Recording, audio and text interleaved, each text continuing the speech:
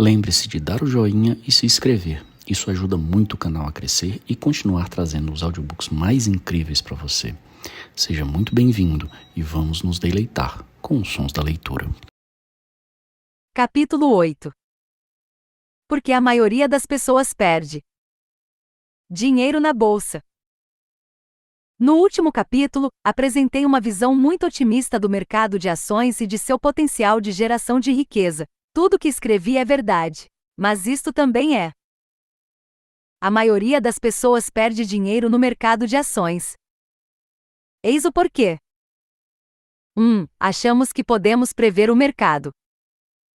Embora vender na alta e comprar na baixa pareça muito atraente, é quase impossível conseguir tal feito. A realidade é que, em geral, compramos caro demais e vendemos barato demais, entrando em pânico em momentos difíceis e comprando quando o mercado está otimista. Essa é uma equação que se aplica a todos nós. É assim que os humanos são programados. Nos últimos anos, surgiu uma série de trabalhos acadêmicos investigando o perfil psicológico dos investidores. Os resultados não são nada satisfatórios. Parece que somos psicologicamente inadequados para prosperar em um mercado volátil. Os detalhes dessas pesquisas fogem ao escopo deste livro, mas o importante é que precisamos de vontade, consciência e esforço para compreender, aceitar e então, mudar esse comportamento destrutivo. Um fato desagradável: a maioria dos investidores em fundos mútuos tem retornos piores do que aqueles que os próprios fundos geram e relatam. Reflita sobre essa informação por um instante. Como isso é possível?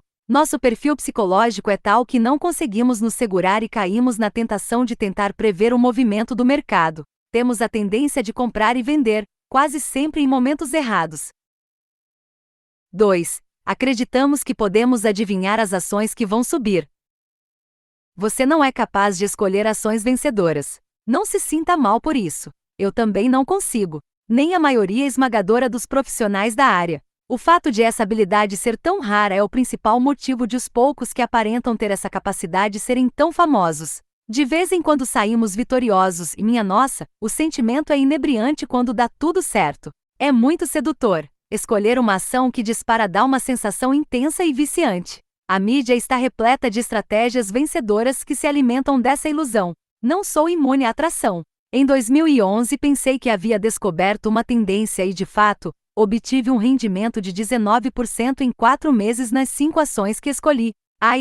Ainda tenho esse vício. Isso corresponde a quase 60% ao ano, enquanto o mercado permaneceu em um platô. É algo espetacular, é o que posso dizer. Também é impossível de alcançar ano após ano. A sensação é ótima, mas é uma base muito frágil para quem deseja construir um patrimônio. Até mesmo ultrapassar um pouquinho o índice ano após ano é dificílimo. Contam-se nos dedos os investidores que conseguiram fazer isso com consistência. Tal feito é o que os eleva à condição de astros. É por isso que Warren Buffett, Michael Price e Peter Lynch são celebridades. É por isso que não permito que minhas vitórias ocasionais subam a cabeça. É por isso que deixo os fundos de índice fazerem o trabalho pesado na minha carteira de investimentos. 3. Acreditamos que podemos escolher gestores de fundos mútuos vencedores.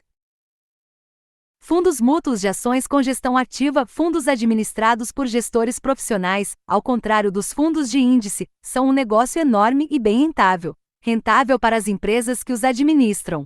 Para seus investidores, nem tanto. É tão lucrativo que existem mais fundos mútuos que ações. De acordo com a revista US News & World Report, 15 em 2013 havia por volta de 4.600 fundos mútuos, de ações, operando nos Estados Unidos. Lembre-se de que existem cerca de 4.000 empresas de capital aberto no país. Você não leu errado. Sim, eu também fiquei surpreso. 15 http://money.usnels.com/money/personal-finance/mutual funds articles 2013 06 10 Ardere to Many Mutual Funds. O artigo prossegue dizendo que aproximadamente 7% dos fundos quebram a cada ano. Nesse ritmo, mais da metade, 2.374 desses 4.600, deixará de existir na próxima década. Com tanto dinheiro em jogo, os bancos de investimento estão sempre lançando novos fundos, ao mesmo tempo que enterram aqueles que fracassaram. A mídia financeira está repleta de histórias de gestores e fundos bem-sucedidos, e de peças publicitárias bastante lucrativas pagas por esses mesmos personagens. Históricos são analisados. Gestores são entrevistados. Surgem empresas para pesquisar e classificar fundos. O fato é que poucos gestores vão superar o índice ao longo do tempo. Em 2013, a Vanguard publicou os resultados de sua pesquisa sobre o assunto. A partir de 1998, a revista acompanhou os 1.540 fundos de ações com gerenciamento ativo que existiam na época. Nos 15 anos seguintes, apenas 55% desses fundos sobreviveram e somente 18% conseguiram sobreviver e superar o índice. 82% não conseguiram superar o índice não gerenciado, mas 100% deles cobraram altas taxas de seus clientes para tentar essa possibilidade. Embora neste momento possamos observar aqueles que foram bem-sucedidos, não há como prever quais fundos estarão nesses raros 18% daqui para frente. O prospecto de todos eles traz a seguinte frase: resultados passados não são garantia de desempenho futuro. É a frase mais ignorada em qualquer documento. E também a mais precisa. Outros estudos acadêmicos sugerem que, ao analisar períodos mais longos, uma taxa de desempenho superior a 18% é muito otimista. Na edição de fevereiro de 2010 do The Journal of Finance, os professores Lauren Barras, Olivier Skylelet e Russ Vermeers apresentaram seu estudo de 2076 fundos de ações com gestão ativa nos Estados Unidos ao longo dos 30 anos decorridos, entre 1976 e 2006. A conclusão a que chegaram é que apenas 0,6% mostrou qualquer habilidade em superar o índice ou, nas palavras dos pesquisadores, o resultado foi, estatisticamente indistinguível de zero. Eles não estão sozinhos. Brad Barber, da Universidade da Califórnia em Davis e Terrence Odean, da Universidade da Califórnia em Berkeley, descobriram que somente 1% das corretoras ativas superam o mercado e que quanto mais elas compram e vendem, pior o resultado. Com esse histórico terrível, você deve se perguntar como tantas corretoras de fundos veiculam anúncios que mostram a maioria de seus fundos, se não todos, com um retorno acima do mercado. Com tanto dinheiro em jogo, não é surpreendente que escondam seus truques. Um deles consiste em selecionar um período para a medição que por acaso lhes é favorável. Outro tira proveito de todos aqueles fundos mortos e moribundos. As empresas de fundos mútuos lançam novos produtos o tempo todo. O acaso é suficiente para prever que alguns se sairão bem, ao menos por um tempo. Os mal-sucedidos são encerrados sem alarde, com seus ativos sendo incorporados aos que estão se saindo melhor. O fundo ruim desaparece e a empresa pode continuar a afirmar que seus produtos são todos maravilhosos. É possível ganhar muito dinheiro com uma gestão ativa de fundos. O problema é que ele não vai para o bolso dos investidores. 4. A gente se concentra na espuma. Imagine que você está lendo este livro em uma agradável tarde de verão. Você abre uma garrafa de sua cerveja favorita e enche um copo bem gelado. Se já fez isso antes, você sabe que se despejar a bebida com cuidado pela lateral, terminará com um copo cheio de cerveja e um pequeno colarinho de espuma. Mas se despejar rápido e no centro, terá um copo com pouca cerveja, preenchido quase que em sua totalidade por espuma. Imagine agora que alguém o serviu, longe de seus olhos observadores, em uma caneca escura cujo interior você não consegue enxergar. Você não é capaz de detectar quanto do conteúdo é cerveja e quanto é espuma. Esse é o mercado de ações. Ele é composto por dois itens relacionados, porém muito diferentes. A cerveja, os negócios operacionais de verdade, dos quais podemos ter uma parte. A espuma, as cotas negociadas com furiosas variações nos preços. Esse é o mercado dos canais de TV. O mercado do relatório diário da Bolsa de Valores. O mercado sobre o qual as pessoas falam quando comparam Wall Street a Las Vegas. O mercado da volatilidade diária, semanal, mensal e anual que leva o investidor médio a pular da janela. O mercado que, se for esperto e quiser gerar riqueza ao longo do tempo, você vai ignorar solenemente. Quando olhamos para o preço diário de determinada ação, é muito difícil saber quanto daquilo é espuma. É por isso que o valor de uma empresa pode despencar em um dia e subir no seguinte. É por isso que os canais de TV sempre levam especialistas, todos com credenciais impressionantes, prevendo com segurança os rumos do mercado, ao mesmo tempo que contradizem uns aos outros. São todos aqueles corretores competindo para adivinhar quanta cerveja e quanta espuma há no copo em determinado momento. Embora isso renda ótimas tramas e programas de TV, o que importa para nós é apenas a cerveja. A cerveja é o dinheiro operacional real que gera negócios subjacentes abaixo de toda aquela espuma. E é ele que com o tempo leva o mercado a subir cada vez mais. Você precisa entender que a mídia espera que esses comentaristas façam alarde. Ninguém vai ficar grudado na TV enquanto alguém racional discorre sobre investimentos de longo prazo. Mas basta conseguir alguém para garantir que o Dow Jones vai atingir 20.000 até o fim do ano, ou, melhor ainda, que está à beira do colapso e minha nossa, a audiência vai às alturas. Tudo isso, porém, não passa de espuma e barulho. Não tem a menor importância para nós. Queremos a cerveja. Capítulo 9. O acontecimento grande e feio. Até agora, vimos que o mercado de ações é uma maravilhosa ferramenta de construção de riqueza com uma marcha implacável para cima. O fundo de índice de mercado total da Vanguard, o VSAX, é o único mecanismo de que precisamos para acessá-lo. Vimos também que o mercado é bastante volátil e tem quedas rotineiras, e que a maioria das pessoas perde dinheiro por causa de seus vieses comportamentais. Ainda assim, se tivermos coragem, esperarmos a turbulência passar e mostrarmos um pouco de humildade em relação à nossa perspicácia em investir, conseguiremos um caminho mais seguro para a riqueza. Exceto Dow Jones Industrial Average, DJIA de 1900 a 2012 crédito, www.stockcharts.com. Em 1929, houve o que se pode chamar de acontecimento grande e feio. A mãe de todas as quebras da Bolsa e o início da Grande Depressão. Em um período de 2 anos, as ações despencaram de 391 para 41, perdendo 90% de seu valor. Se você tivesse o azar de ter investido no pico, sua carteira só iria se recuperar de verdade em meados da década de 1950, 26 anos depois.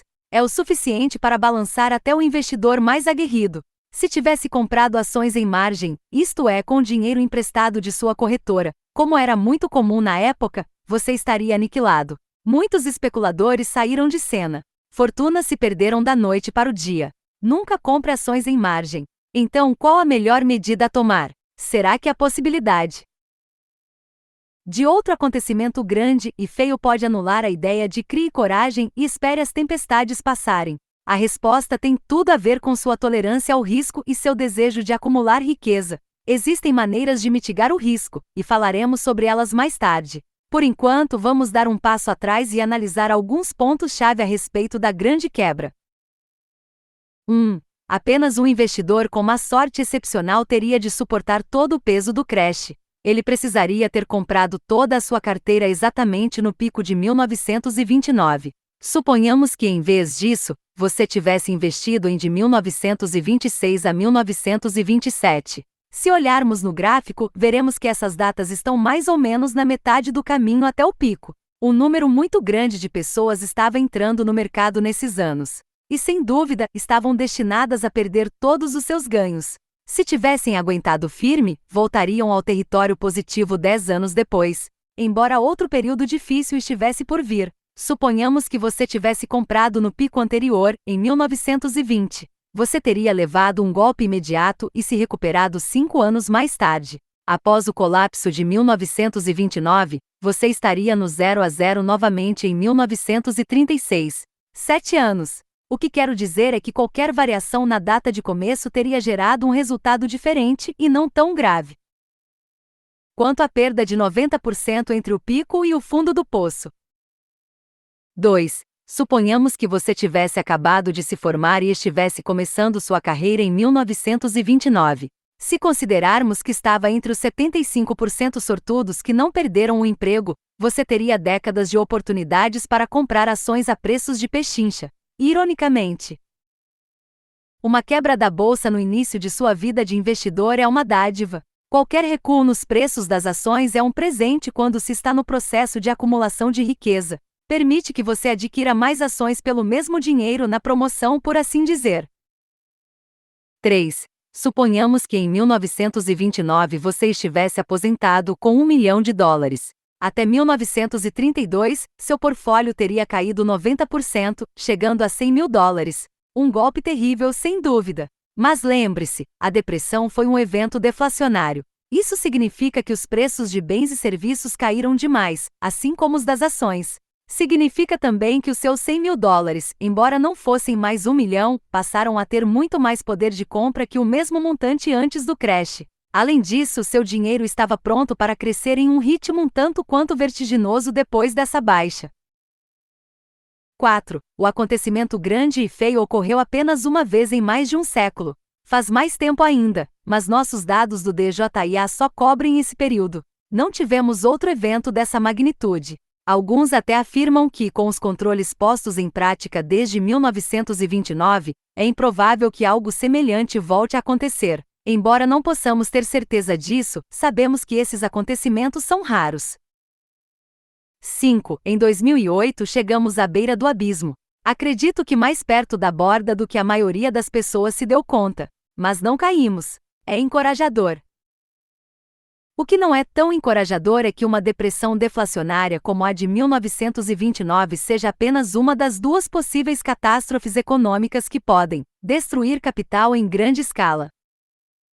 A outra é a hiperinflação. Nos Estados Unidos, não tivemos que lidar com esse monstro desde a Guerra da Independência, em 1776, mas ele destruiu a economia do Zimbábue em 2008. A Hungria teve o pior caso na história quando, em julho de 1946, a taxa de inflação atingiu um pico de 41,94 trilhões%, e muitos atribuem a ascensão dos nazistas ao poder na década de 1930 à hiperinflação na Alemanha dos anos 1920. A do Brasil foi longa e corrosiva, sendo contida apenas com o Plano Real.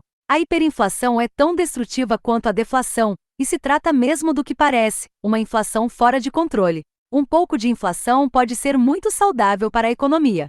Permite que preços e salários se expandam. Mantém as engrenagens econômicas azeitadas e funcionando bem. É o antídoto para depressões deflacionárias iminentes. Em um ambiente deflacionário, atrasos nas decisões de compra são recompensados. Se estivesse pensando em comprar uma nova casa entre 2009 e 2013, você veria que os preços estavam caindo, junto com taxas de juros de financiamento. Percebendo que poderia obter tanto a casa quanto o financiamento por um valor mais baixo depois, você aguardaria. Se um número suficiente de compradores em potencial se juntasse a você, a demanda cairia, puxando os preços e as taxas ainda mais para baixo. A espera é recompensada e o movimento é punido. Se isso ocorrer com demasiada frequência, o mercado entra em uma espiral mortal de queda de preços. Durante os períodos de inflação, porém, qualquer coisa que se queira comprar custará mais amanhã que hoje. Você tem um incentivo para adquirir hoje aquela casa, ou carro, ou eletrodoméstico, ou pão, vencendo a corrida contra o aumento de preço. Agora, o atraso é punido com preços mais altos depois, e a ação é recompensada. Os compradores ficam cada vez mais motivados. Os vendedores ficam cada vez mais relutantes. Se isso sair de controle, o mercado cai em uma espiral mortal de desvalorização da moeda e as pessoas entram em desespero para trocá-la por bens. Os governos adoram um pouco de inflação.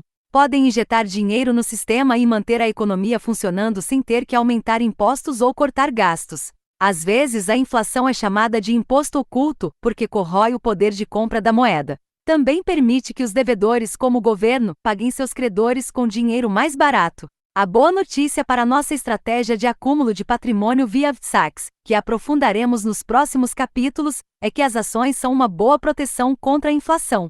Como já vimos, quando temos ações, somos donos de parte das empresas. Essas empresas têm ativos e criam produtos. O valor desses produtos aumenta com a inflação, proporcionando uma proteção contra a queda do valor da moeda. Isso é ainda mais verdadeiro em tempos de inflação baixa a moderada. O que todo investidor precisa decidir é quanto risco pode aceitar. No processo de construção de riqueza, olhando para os últimos 100 anos, você deve se perguntar se faz mais sentido focar na quebra da bolsa ou investir na subida implacável que dominou a história. Não estou querendo dizer, no entanto, que acontecimentos grandes e feios não sejam muito assustadores e destrutivos, mas são raros. No contexto de nossa abordagem geral, gaste menos do que ganha, invista o excedente e evite dívida, é possível sobreviver a eles. Nos próximos capítulos examinaremos investimentos específicos para gerar e proteger sua riqueza. Como prometi na parte I, você não vai acreditar como é simples. Capítulo 10. Como manter tudo simples. Considerações e ferramentas. A simplicidade é boa. A simplicidade é mais fácil. A simplicidade é mais lucrativa. Esse é o mantra fundamental deste livro, e as informações que vou compartilhar com você nos próximos capítulos são pura simplicidade.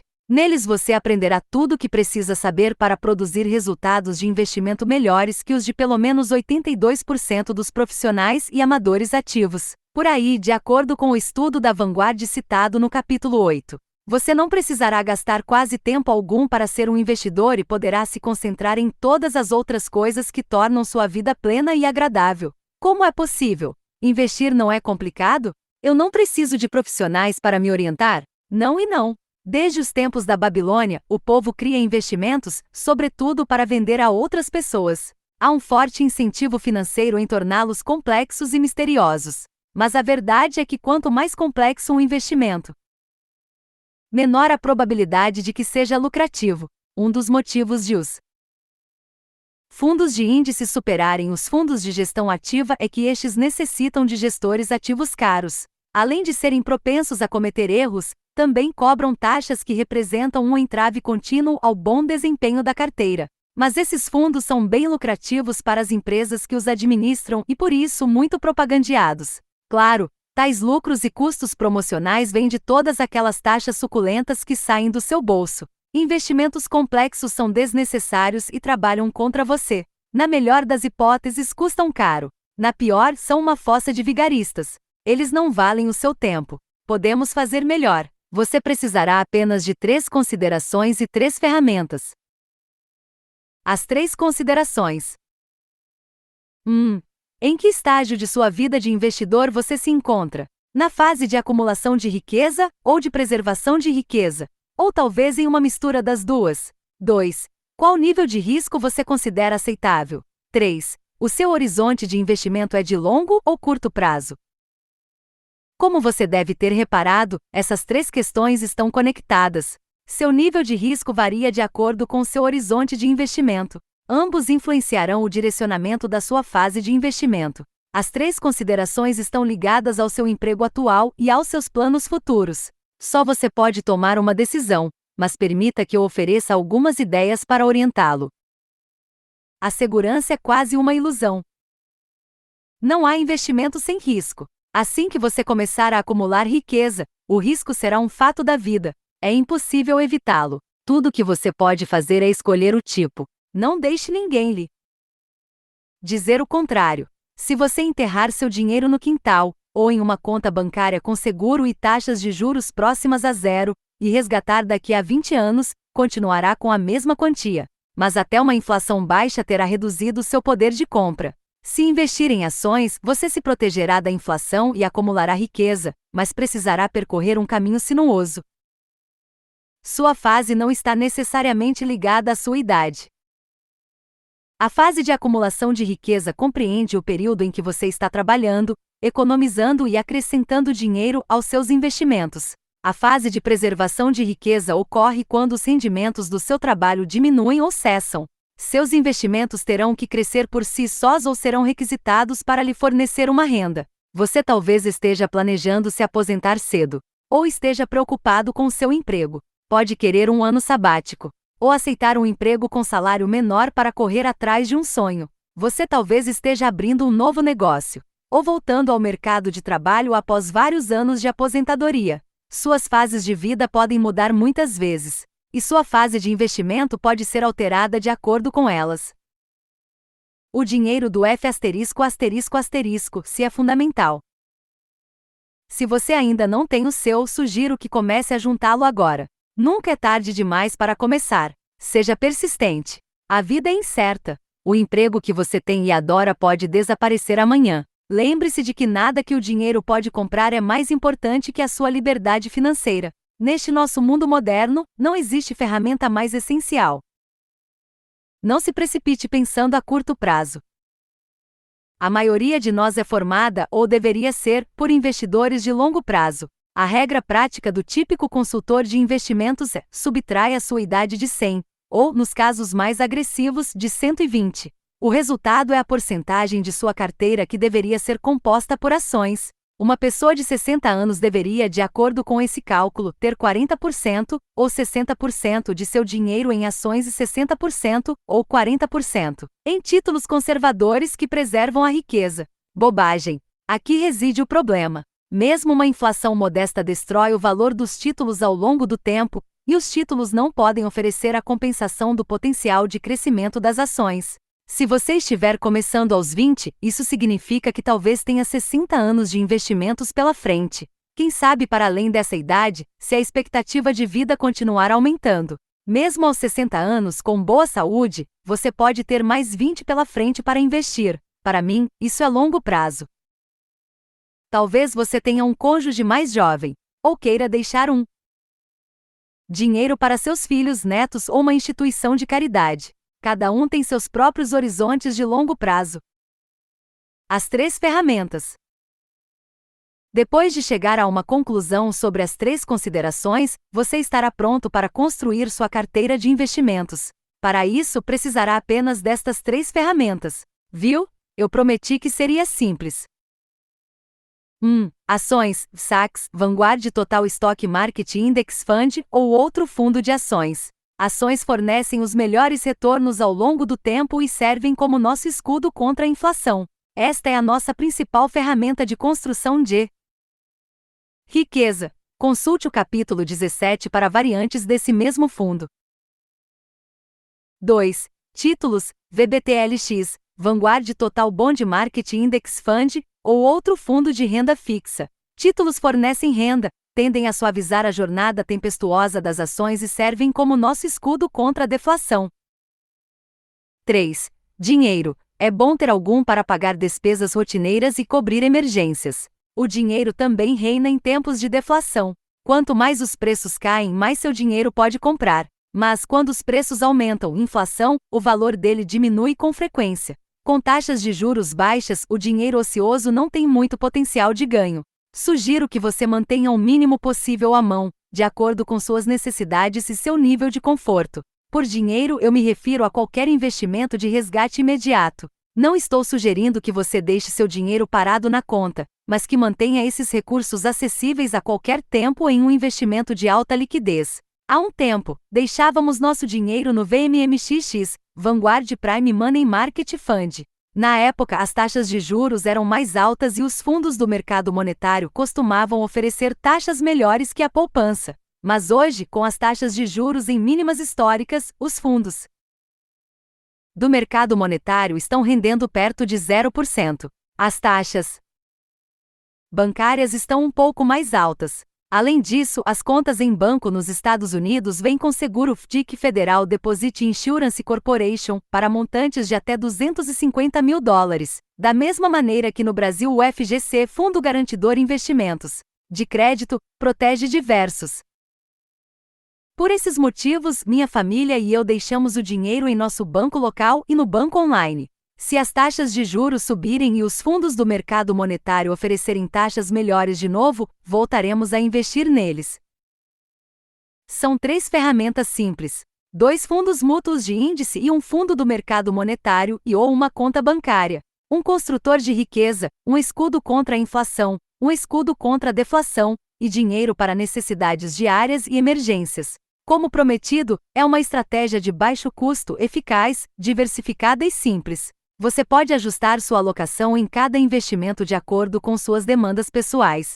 Quer um passeio mais suave? Está disposto a aceitar um retorno de longo prazo menor e um acúmulo de riqueza mais lento? Basta aumentar o percentual no VBTLX ou em dinheiro. Quer potencial máximo de crescimento? Invista mais no VSACs. Nos próximos capítulos, falaremos sobre fundos de índice e títulos. Em seguida exploraremos algumas estratégias e carteiras específicas para que você possa começar, e veremos como selecionar a alocação de ativos mais adequada às suas necessidades e ao seu temperamento. Capítulo 11. Fundos de índice só servem para pessoas preguiçosas? Boa pergunta. A resposta é não. O investimento em fundos de índice é para quem deseja os melhores resultados possíveis. Nos últimos anos, algumas de minhas ideias de investimento foram comentadas por outros escritores. Embora tenha me sentido honrado, percebi que mesmo aqueles que procuram me elogiar às vezes falam de minha posição em relação à Vanguard e a fundos de índice como um bom conselho, mas apenas para pessoas comuns que não querem ter muito trabalho ao investir. A ideia é que com um pouco mais de esforço e inteligência na seleção de ações individuais ou fundos de gestão ativa, indivíduos mais dedicados podem ter resultados melhores. Bobagem! Lá no capítulo 7, apresentei John Bogle a você. Na minha opinião, ninguém fez mais pelo investidor individual do que ele, fundador da Vanguard, e sua estrutura única que beneficia os acionistas, e criador dos fundos de índice. Ele foi um titã do mercado financeiro, um santo do mundo dos investimentos e um herói para mim. Quando já tinha mais de 80 anos, Bogle chegou a alertar os novos investidores sobre ter retornos mais altos que o do mercado. Estou neste negócio há 61 anos e não sou capaz de fazer isso. Nunca conheci ninguém que fosse. Nunca conheci ninguém que conhecesse qualquer um capaz de fazê-lo. Nem eu. Ele se deu conta disso quando ainda era um universitário trabalhando em sua tese, e tantas décadas no negócio só serviram para reforçar essa convicção. Ou seja, comprar todas as ações reunidas no índice de mercado supera de forma confiável e consistente a gestão profissional, em especial se levarmos em conta os custos. O conceito básico da indexação é que, como a chance de selecionar ações com desempenho acima da média é bastante remota, alcançaremos resultados melhores comprando todas as ações de determinado índice. Essa ideia desafiou os fundamentos da lógica de pagar altas taxas para profissionais de Wall Street. O que não é de surpreender, a reação foi rápida e severa. Na época, Bogle foi ridicularizado. No entanto, nas décadas desde o lançamento do primeiro fundo de índice, a validade da ideia de Bogle tem sido confirmada repetidamente. A dura verdade é que selecionar ações com desempenho acima da média é algo complexo, caro e inútil. Aceitar esse fato com humildade será maravilhoso para sua habilidade de acumular capital. Existe até uma escola de pensamento que sugere que investidores famosos por seu sucesso, como Warren Buffett, Peter Lynch e Michael Price, são apenas sortudos. Mesmo para alguém convertido aos fundos de índice como eu, é difícil aceitar isso. No entanto, estudos sugerem que apenas 1% dos gestores de primeira linha têm desempenho acima da média do mercado. Nessas raras ocasiões, é difícil distinguir habilidade de sorte. Sendo assim, por que tantas pessoas ainda resistem à ideia de investir em fundos de índice? Acho que há muitos aspectos psicológicos por trás disso. Estes são alguns dos motivos que me ocorrem. 1. Pessoas inteligentes têm dificuldade de aceitar que não podem superar um índice que compra de tudo. Aparentemente, deveria ser muito fácil identificar as boas empresas e evitar as ruins. Não é. Esse foi o meu problema pessoal, e perdi anos e milhares de dólares na busca vã por um desempenho superior. Pense nisto: na década de 1960, o governo dos Estados Unidos estava pensando em forçar o desmembramento da General Motors, o que nunca aconteceu. A GM era considerada tão dominante e poderosa que nenhuma montadora poderia competir com ela. Essa é a mesma GM que hoje só sobrevive graças a um enorme resgate financeiro daquele mesmo governo. Na década de 1990, os investidores espertos apostavam que a Apple não sobreviveria. No momento em que escrevo este livro, ela é a maior empresa dos Estados Unidos, levando em conta a capitalização de mercado. As estrelas de hoje são os escombros de amanhã. Os naufrágios de hoje são as reviravoltas emocionantes de amanhã. 2. Comprar um fundo de índice significa aceitar o retorno médio do mercado. As pessoas têm dificuldade de aceitar a ideia de que elas mesmas, ou qualquer coisa em sua vida, são medianas. Mas, nesse contexto, a palavra mediana costuma ser mal interpretada. Em vez de significar que os retornos dos fundos de índice estão no ponto médio, aqui representa o desempenho combinado de todas as ações em um índice. Gestores financeiros profissionais são avaliados de acordo com sua performance em relação a esse retorno. Como vimos, todos os anos a maioria apresentou desempenho inferior ao seu índice-alvo. Em períodos de 15 a 30 anos, o índice tem uma performance melhor que 82% a 99% dos fundos com gestão ativa. Isso significa que comprar um fundo de índice total do mercado de ações, como o VIX, garante a você um dos melhores desempenhos ano após ano. Uma ótima recompensa por aceitar o mediano. Esse é o tipo de mediano com o qual posso conviver e prosperar. 3. A mídia especializada em finanças está recheada de histórias de indivíduos e profissionais que superaram o índice por 1, 2 ou 3 anos. Ou em casos muito raros como o de Buffett por bastante tempo, tem horror à sugestão, quase sempre elogiada, de apenas fazer o que Buffett faz. Como se isso fosse fácil. São histórias empolgantes e, no fim das contas, as empresas para as quais esses profissionais trabalham costumam ser anunciantes. Ou anunciantes em potencial. Mas investir é um jogo de longo prazo. Tentar escolher gestores com bom desempenho ao longo de décadas não trará resultados melhores que tentar selecionar ações com boas performances. 4. As pessoas subestimam o peso dos custos para investir. Pagar taxas de fundos ou de assessoria de 1% ou 2% parece pouco, sobretudo em um bom ano. Mas não se engane, essas taxas anuais têm um peso enorme sobre o seu patrimônio. Como ponto de referência, a taxa média que os fundos cobram dos investidores de um fundo mútuo, conhecida como taxa de despesas, é de 1,25%. A taxa de despesas do VISAX é 0,05%. Como disse Bogle, o desempenho oscila, mas as despesas estão sempre lá, ano após ano. Com o tempo, a quantia perdida é de tirar o fôlego. Pense nisto: quando começar a se sustentar com os retornos de sua carteira, você poderá gastar cerca de 4% de seus ativos por ano. Exploraremos esse conceito de 4% na parte 4. Se 1% do seu dinheiro vai para taxas de administração, isso corresponde a 25% da sua renda. 5. As pessoas querem resultados rápidos, entusiasmo e o direito de se gabar. Desejam vivenciar a emoção da vitória e se vangloriar daquela ação que compraram e que triplicou ou daquele fundo que ultrapassou o S&P 500. Deixar que um fundo de índice faça sua mágica ao longo dos anos não é muito emocionante. É apenas muito lucrativo. Quanto a mim, busco meu entusiasmo em outros lugares e deixo a indexação fazer o trabalho duro de construir meu patrimônio.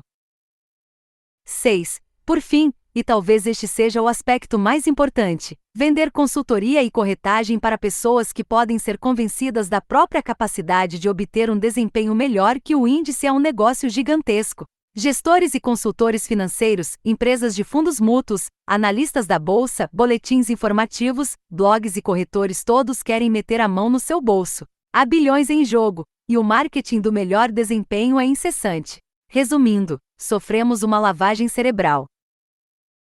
O investimento em fundos de índice ameaça as enormes taxas que gestores financeiros e companhia costumam receber. Eles prosperam ao alimentar sua crença na busca vã pelo canto de sereia do desempenho superior. Não é de surpreender que falem mal dos fundos de índice sempre que podem. Há muitos anos, meu instrutor de artes marciais me ensinou a brigar na rua de um jeito eficiente. Eis o que ele disse a respeito de chutes altos: antes de decidir dar uma voadora na rua, pergunte a si mesmo: eu sou Bruce Lee? Se a resposta for não, mantenha os pés no chão. Bom conselho para quando se está jogando para valer. Os chutes podem parecer muito eficazes nos filmes, nos torneios e no tatame, mas na rua representam um risco muito alto. A não ser que você seja ao mesmo tempo muito habilidoso e bem mais apto que seu oponente, algo impossível de saber, tanto em brigas de rua quanto nos investimentos. É provável que chutar o deixe exposto e vulnerável. E esse é um ponto fundamental, ainda que você já tenha mandado bem nos chutes antes. O mesmo raciocínio vale para os investimentos. Antes de sair, tentando escolher ações específicas ou gestores de fundos, faça si mesmo esta simples pergunta: eu sou Warren Buffett? Se a resposta for não, mantenha os pés no chão e invista em fundos de índice. Sendo muito claro, não prefiro investir em fundos de índice porque é mais fácil, embora seja, ou porque é mais simples, embora também seja. Sou a favor dessa estratégia porque é mais eficaz e tem maior chance de gerar riqueza que as alternativas. Eu não teria problema algum em despender mais esforço se isso fosse me dar mais retorno. Agora, mais esforço por menos retorno? Não, obrigado.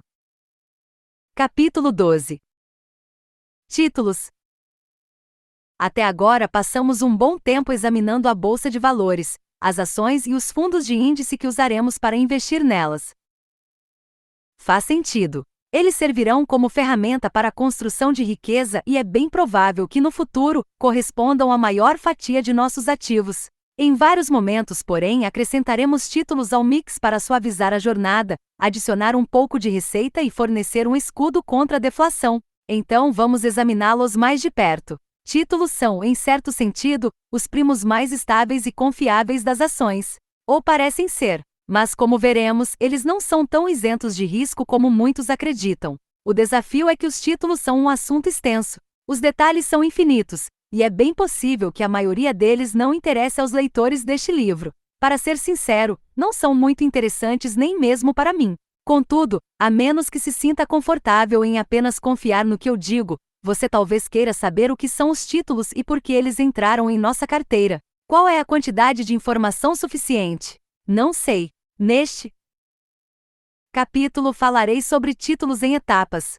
Quando tiver lido bastante para se sentir seguro para comprar títulos, você pode parar de ler. Se chegar ao final do capítulo e quiser mais dados, diversas obras sobre o assunto podem lhe dar mais detalhes. Etapa 1. Títulos entram na nossa carteira para fornecer um escudo contra a deflação. A deflação é um dos dois grandes riscos ao dinheiro. A inflação é o outro, e nos protegemos contra ela com nossas ações. Você deve lembrar que a deflação ocorre quando o preço dos bens entra em queda vertiginosa e a inflação surge quando eles sobem. Yin e Yang. Títulos tendem a ser menos voláteis que ações e servem para tornar nossa jornada de investimento um pouco mais tranquila. Os títulos pagam juros, proporcionando-nos um fluxo de receita. Às vezes, os ganhos com esses juros são isentos de impostos. Em alguns casos, o governo brasileiro isentou de tributação títulos de setores específicos, como forma de incentivar os investimentos em papéis desses segmentos e direcionar mais capital a eles. LCI, letra de crédito imobiliário, 2. LCA, letra de crédito do agronegócio, 3. CRI, certificado de recebíveis imobiliários, 4. CRA, certificado de recebíveis do agronegócio. Etapa 2. Então, o que são títulos e como eles diferem das ações? Simplificando ao máximo, quando compra ações, você está comprando uma parte de uma empresa. Ao comprar títulos, você está emprestando dinheiro a uma empresa ou ao governo. Como a deflação ocorre quando o preço dos itens cai, assim que o dinheiro que você emprestou é devolvido, ele tem mais poder de compra. Seu dinheiro pode adquirir mais mercadorias do que na época em que você o emprestou. Esse aumento de valor ajuda a compensar as perdas que a deflação trará para seus outros ativos. Em tempos de inflação, os preços sobem e, portanto, o dinheiro que lhe é devido perde valor. Quando você o recebe de volta, o poder de compra diminuiu. Nesse caso, é melhor ter ações, cujo valor aumenta com a inflação. Etapa 3. Como exemplo, e você pode buscar alternativa semelhante no mercado onde investe, nós temos nossos títulos em cotas do VBTLX, o fundo de índice total de títulos da Vanguard, e com isso eliminamos a maior parte dos riscos de ter títulos individuais. Na última contagem, e isso varia um pouco de acordo com o momento, o fundo tinha 7.843 títulos. Todos têm grau de investimento, qualidade superior, e nenhum tem classificação inferior a BAA, ver etapa 4. Isso reduz o risco de inadimplência. O fundo detém títulos com datas de vencimento diferentes, atenuando o risco da taxa de juros. E os títulos do fundo têm uma variedade de prazos, reduzindo o risco de inflação. Nas próximas etapas, falaremos mais sobre esses riscos, mas é importante entender neste ponto que se você decidir acrescentar títulos à sua carteira, o melhor caminho é adquirir cotas de um fundo de índice. Pouquíssimos investidores individuais optam por comprar títulos individuais, o Tesouro dos Estados Unidos e o CDBS. Certificados de depósitos bancários que atuam como títulos são as principais exceções. Etapa 4. Os dois elementos cruciais dos títulos são a taxa de juros e o prazo. A taxa de juros é aquilo que o emissor do título, o tomador, concordou em pagar ao comprador, o credor, você ou, por extensão, o fundo cujas cotas você tem. O prazo é o período pelo qual o dinheiro será emprestado. Então, se você comprasse um título de $1.000 da empresa XYZ, há uma taxa de juros de 10% com prazo de 10 anos. Todo ano a XYZ lhe pagaria $100 em juros, 10% de $1.000, ao longo da duração do título, $100 por ano multiplicação 10 anos. Se você mantiver o título até o final do prazo de 10 anos, ele vence e o emissor é obrigado a devolver seu investimento original de $1.000. Sua única preocupação é a possibilidade de a XYZ entrar em inadimplência. Portanto, a inadimplência é o primeiro risco associado aos títulos. Para ajudar os investidores a avaliar o risco em qualquer título de uma empresa ou do governo, várias agências de classificação avaliam quanto crédito eles merecem. Essas agências usam uma escala que vai de A até D, parecida com as notas da escola. Quanto mais baixa for a classificação, maior será o risco. Quanto maior o risco, mais difícil é encontrar pessoas dispostas a comprar seus títulos. Quanto mais difícil encontrar pessoas para comprar seus títulos, mais juros você precisará pagar para atraí-las. Os investidores esperam receber um prêmio maior quando aceitam mais riscos. Portanto, o risco de inadimplência é o principal fator que determina os juros que seu título renderá. Ao comprar títulos, quanto mais risco você estiver disposto a aceitar, mais altos os juros que receberá. Etapa 5. O risco da taxa de juros está vinculado ao prazo, mas só entra em jogo se você decidir vender o título antes da data de vencimento. Aqui está o porquê. Quando decide vender o título que detém na sua carteira, você precisa oferecê-lo aos compradores no que é chamado de mercado secundário. Usando nosso exemplo anterior, esses compradores podem oferecer uma quantia maior ou menor que os $1.000 que você pagou. Depende da mudança das taxas de juros nesse meio tempo. Se as taxas tiverem aumentado, o valor do título terá diminuído. Se tiverem caído, o valor do título será maior. Confuso, não? Pense desta forma. Você resolve vender o título do nosso exemplo acima. Pagou $1.000 e está recebendo 10% $100 ao ano. Agora digamos que as taxas de juros subiram para 15% e eu tenho $1.000 para investir. Uma vez que posso comprar um título que vai me pagar $150 ao ano, é óbvio que não darei $1.000 pelo título que só rende 100. Ninguém faria isso, e você ficaria preso. No entanto, o mercado secundário de títulos, onde são negociados depois de sua emissão original, vai calcular quanto o título vale com base na taxa de juros atual de 15%. Você talvez não goste do valor, mas pelo menos poderá vender. Se as taxas de juros caírem, os papéis se inverterão. Se baixarem de 10% para 5%, com os $1.000 só conseguirei comprar um título que me dê $50 ao ano. Como rende 100, o título vale mais que os 1.000 que você pagou. Mais uma vez, se você desejar vender, o mercado de títulos vai calcular quanto ele vale. Quando as taxas de juros sobem, os preços dos títulos caem. Quando elas baixam, os preços sobem. Nos dois casos, se mantiver um título até a data de vencimento, você obterá o que pagou por ele, a não ser que haja inadimplência. Etapa 6. Como você já deve ter adivinhado, o prazo de um título é nosso terceiro fator de risco, ajudando a determinar os juros pagos. Quanto mais longo o prazo, maior a probabilidade de as taxas de juros mudarem antes do vencimento, o que significa um risco maior. Embora cada título seja precificado de maneira individual, existem 3 faixas de prazo: curto, médio e longo. Com os títulos do Tesouro Americano, títulos que o governo federal emite, temos letras, obrigações de curto prazo com vencimento entre 1 e 5 anos. Notas, obrigações de médio prazo com vencimento de 6 a 12 anos. Títulos, obrigações de longo prazo com vencimento em mais de 12 anos.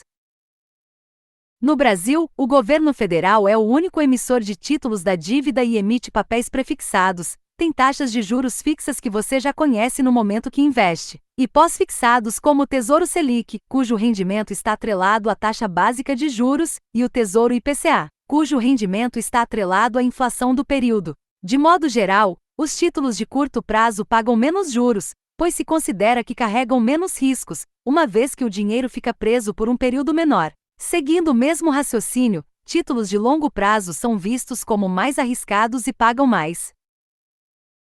Os analistas de títulos inserem esses fatores em um gráfico, criando o que chamamos de curva de rendimento. O gráfico à esquerda é bastante típico. Quanto maior a diferença entre os juros de curto, médio e longo prazo, mais íngreme a curva. Essa diferença varia e, às vezes, as taxas de curto prazo se tornam mais altas que as de longo prazo. Quando isso ocorre, o gráfico mostra algo que foi batizado como curva de rendimento invertida, fazendo disparar o coração dos analistas de títulos.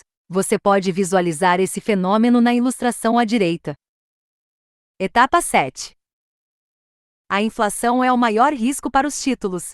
Como já discutimos, a inflação ocorre quando o custo das mercadorias aumenta. Se você emprestar o dinheiro ao comprar títulos e recebê-lo de volta em períodos de inflação, poderá comprar menos coisas com ele. O dinheiro valerá menos. Um grande fator na determinação da taxa de juros paga em um título é a inflação prevista. Como quase sempre existe algum nível de inflação em uma economia saudável, os títulos de longo prazo são afetados. Esse é um dos principais motivos para os juros serem maiores. Então, quando temos uma curva de rendimento invertida e taxas de curto prazo mais altas que as de longo prazo, significa que os investidores estão prevendo uma inflação baixa ou até uma deflação. Etapa 8. Eis alguns outros riscos. Rebaixamentos de crédito. Lembra aquelas agências de classificação de risco que discutimos antes? Suponhamos que você tenha comprado um título de uma empresa classificada como AA, a nota mais alta. O rebaixamento de crédito é o risco de que em algum momento depois que você adquirir o título, a empresa tenha problemas e as agências rebaixem a sua classificação. O valor do título cai junto com essa classificação revista. Títulos resgatáveis. Alguns títulos são resgatáveis, o que significa que o emissor pode recomprá-lo antes da data de vencimento, devolvendo seu dinheiro e parando de pagar juros. É claro que os emissores só lançam mão disso quando as taxas de juros estão em queda e eles podem pegar dinheiro emprestado mais barato em outro lugar. Como você já sabe, quando as taxas caem, o valor do título sobe. Mas se ele for resgatado, lá se vai seu belo ganho. Risco de liquidez. Algumas empresas não são muito populares.